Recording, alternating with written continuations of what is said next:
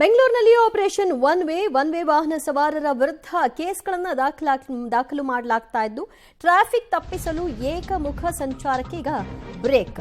ಬುಧವಾರದಿಂದ ನಿನ್ನೆಯವರೆಗೂ ದಾಖಲಾಗಿರತಕ್ಕಂತಹ ಕೇಸ್ಗಳ ಒಟ್ಟು ಸಂಖ್ಯೆ ಬೆಂಗಳೂರಿನಲ್ಲಿ 4 ದಿನಗಳಲ್ಲಿ 11,498 ಪ್ರಕರಣಗಳು.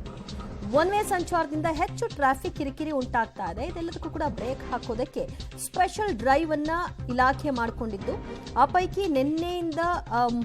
ಮೊನ್ನೆ ಬುಧವಾರದಿಂದ ನಡೆಸಿದಂತಹ ನಿನ್ನೆಯವರೆಗಿನ ಕಾರ್ಯಾಚರಣೆಯಲ್ಲಿ ಹಲವಾರು ಟ್ರಾಫಿಕ್ ನಿಯಮಗಳನ್ನು ಉಲ್ಲಂಘನೆ ಮಾಡಿ ಒನ್ ವೇಯಲ್ಲಿ ಸಂಚಾರ ಮಾಡಿ ವಾಹನ ಸವಾರರಿಗೆ ಕಿರಿಕಿರಿ ಉಂಟು ಮಾಡ್ತಾ ಇದ್ದಂತಹ ವಾಹನ ಸವಾರರಿಗೆ ಸರಿಯಾಗಿ ಫೈನ್ಗಳನ್ನು ಹಾಕೋದಕ್ಕೂ ಕೂಡ ಮುಂದಾಗಿದ್ದಾರೆ.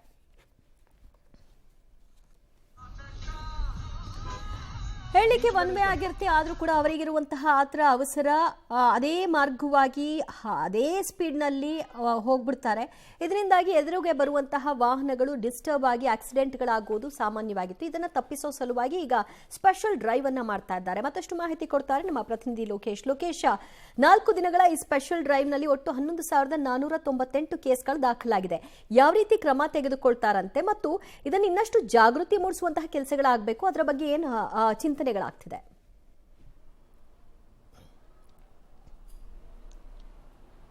ದಿವ್ಯ, ಈಗ ಏಕಮುಖ ಸಂಚಾರಕ್ಕೆ ಪ್ರಮುಖವಾಗಿ ಆ ಗಾಡಿ ಮೇಲೆ ಆಗಿರುವಂತಹ ಕೇಸ್ಗಳು ಎಷ್ಟಾಗಿದೆ, ಇದೇ ಮಾದರಿಯಲ್ಲಿ ಒನ್ ವೇನಲ್ಲಿ ಬಂದಂತ ಕೇಸ್ಗಳು ಎಷ್ಟು ಪ್ರಕರಣಗಳು ಇದುವರೆಗೂ ದಾಖಲಾಗಿವೆ ಅನ್ನೋದನ್ನ ಪರಿಗಣನೆಗೆ ತೆಗೆದುಕೊಳ್ತಾರೆ. ಪರಿಗಣನೆಗೆ ತೆಗೆದುಕೊಂಡು ಹೆಚ್ಚು ಕೇಸ್ಗಳು ದಾಖಲಾಗಿದ್ರೆ ಲೈಸೆನ್ಸ್ ಅನ್ನ ಕ್ಯಾನ್ಸಲ್ ಮಾಡಿಸುವಂತದ್ದು, ಜೊತೆಗೆ ಟ್ರಾಫಿಕ್ ದಂಡ ಏನಿದೆ ಆ ದಂಡವನ್ನು ಕೂಡ ಪಾವತಿ ಮಾಡಿಸಿಕೊಳ್ಳುವಂತ ಕೆಲಸವನ್ನು ಕೂಡ ಟ್ರಾಫಿಕ್ ಪೊಲೀಸರು ಮಾಡಲಿಕ್ಕೆ ಮುಂದಾಗ್ತಾ ಇರುವಂತದ್ದು. ಹೆಚ್ಚು ಪ್ರಕರಣ ಇರತಕ್ಕಂತ ಗಾಡಿಗಳ ಮೇಲೆ ಹೆಚ್ಚು ಕ್ರಮ ಆಗುತ್ತೆ ಅಂತ ಹೇಳಿ ಹೇಳ್ತಾ ಇರುವಂತದ್ದು. ಜೊತೆಗೆ ಇದನ್ನ ಜಾಗೃತಿ ಮೂಡಿಸೋದಕ್ಕೂ ಕೂಡ ಇನ್ನೂ ಕೂಡ ಈ ರೀತಿಯಾದಂತ ಏಕಮುಖ ಸಂಚಾರ ಕೇಸ್ಗಳನ್ನ ಸ್ಪೆಷಲ್ ಡ್ರೈವ್ ಅನ್ನ ಬೆಂಗಳೂರಿನಲ್ಲಿ ಮಾಡ್ತೀವಿ ಅಂತೇಳಿ ಈಗ ಸಂಚಾರಿ ವಿಭಾಗದ ಜಂಟಿ ಆಯುಕ್ತರು ಹೇಳ್ತಾ ಇರತಕ್ಕಂಥದ್ದು. ಈಗಾಗಲೇ ಶುರುವಾಗಿ 4-5 ದಿನಗಳಾಗಿದೆ. 4-5 ದಿನಗಳಲ್ಲಿ ಸುಮಾರು 12,000 ಸಮೀಪಕ್ಕೆ ಈಗಾಗಲೇ ಕೇಸ್ಗಳನ್ನ ದಾಖಲು ಮಾಡ್ತಾ ಇರ್ತಕ್ಕಂಥದ್ದು. ಯಾಕೆಂತಂದ್ರೆ ಬೆಂಗಳೂರಿನಲ್ಲಿ ಮೊದಲೇ ಟ್ರಾಫಿಕ್ ಸಮಸ್ಯೆ ಇದೆ, ಅದರಲ್ಲೂ ಕೂಡ ಏಕಮುಖ ಸಂಚಾರವಾಗಿ ಬಂದು ಟ್ರಾಫಿಕ್ ಆಗೋದಷ್ಟೇ ಅಲ್ಲದೆ ಅಪಘಾತಗಳು ಕೂಡ ಜಾಸ್ತಿ ಆಗ್ತಾ ಇದಾವೆ ಅನ್ನುವಂಥದ್ದು ಕಂಡುಕೊಂಡಿದ್ದಾರೆ. ಅವರು ಒಂದು ಸರ್ವೆಯನ್ನು ಮಾಡಿರುವಂಥದ್ದು. ಆ ಸರ್ವೆಯಲ್ಲಿ ಪ್ರಮುಖವಾಗಿ